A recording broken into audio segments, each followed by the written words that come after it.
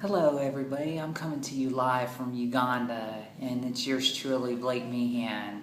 And a couple of weeks ago I asked y'all to ask me some questions. And I have gotten a few for them, so I'm going to answer them right now on the spot. And my first question is, what is the weirdest thing you've eaten? Well, out of all the countries I've been to so far, I've eaten fried crickets as a snack in Cambodia. I'll tell you what, they are fried and they are crunchy and they're nutritious and they're packed with protein and they're tiny little critters, you see? And they're so good, I would not recommend them for a meal, they're more like a snack. Second question is, have you ever had to use any weird bathroom besides a westernized toilet? Well, yes, I have. In the world, you do not have the privilege of using westernized toilets. In fact, in Honduras, I had to sit myself on a porcelain bowl, which is just the bowl part. No lid, no bowl. Well, there was a bowl, but you know what I'm saying. No lid, no handle, no nothing. So what I had to do is take a bucket of water, pour it down the bowl after I do my business. You know what I'm saying? And then that would be used to flush it down. Now here in Uganda, you know what I've experienced too? Squatty potties, yes. Whereas you do your number one or number two and you just let it go. Let it go down the hole in the ground. You know what I'm saying? Let it go down in the hole. Now my third question is, what country have you enjoyed the most? Well, there's been several countries I've enjoyed, but if there was one that I had to single myself out in, it'd be Thailand. Thailand, they know what they're doing when it comes to cheap food, alright? You can find anything on a stick there. It's like the stick capital of the world. You know, you have like chicken on a stick, beef on a stick, you know, you can go through the vendors and get something for 5 or 10 baht, which is like 20 to 30 cents. You know what I'm saying? And they serve this awesome food called pad thai, which is a noodle-based dish. Now, you gotta try that. Now, I was able to get a plate of that for like $1.10, okay? That is cheap.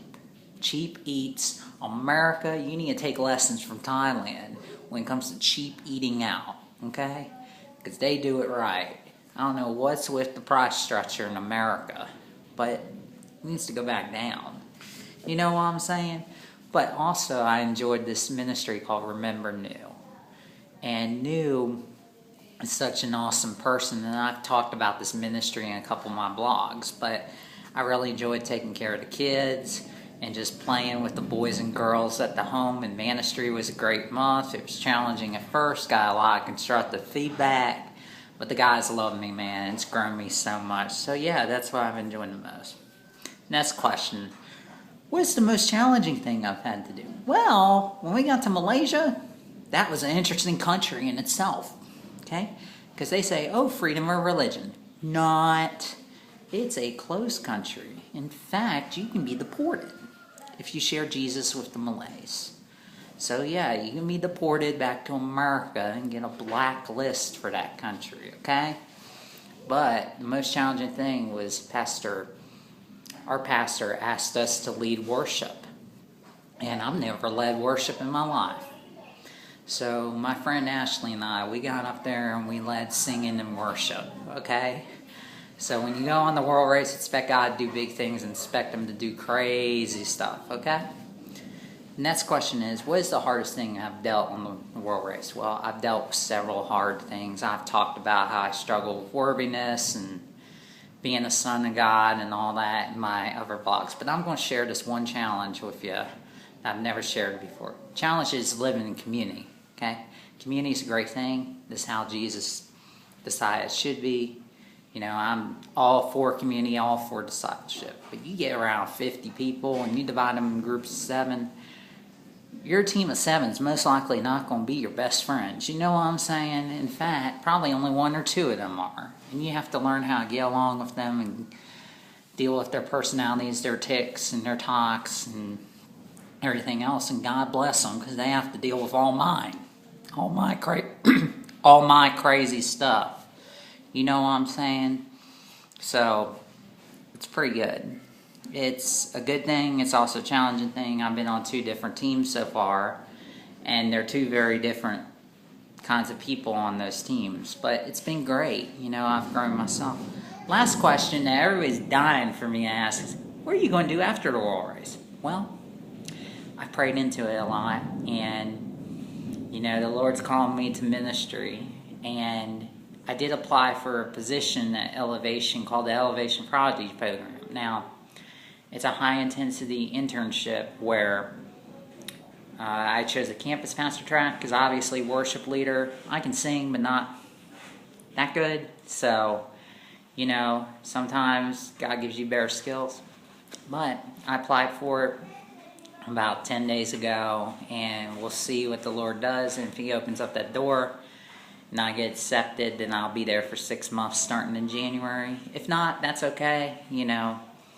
But plan B would be that I would go find a job and work for a little while in Charlotte and all that, and then I'd go back out onto the mission field, or possibly go back to seminary so I can become a pastor. But I definitely think the Lord's called me into full-time ministry, and I'm also, you know, considering down the road leading a World Race trip or a passport trip, which is another thing, kind of like the World Race, except for college students. So, yeah, that's where God's taken me. I'd like to thank you to Jesus and my mom and my dad and my 2 little brothers for supporting me. I'd like to thank you to Elevation Church, to Highland Baptist Church, to all my supporters, to all my friends, family, and everyone. I just want to say, you know, God bless. I have 3 more months after Uganda. It's Kenya in September, Nepal in October, and India to finish up the World Race. And then I should be back home at the beginning of December, all right? Just in time for Christmas. So I just want to say goodbye from Uganda, and just keep me in prayer. You want to send me an email, something, Facebook message, I'll be glad to answer it, all right? God bless, and hope you have a fantastic day back in Charlotte, North Carolina, or wherever you're at in the States or around the world. God bless. Bye.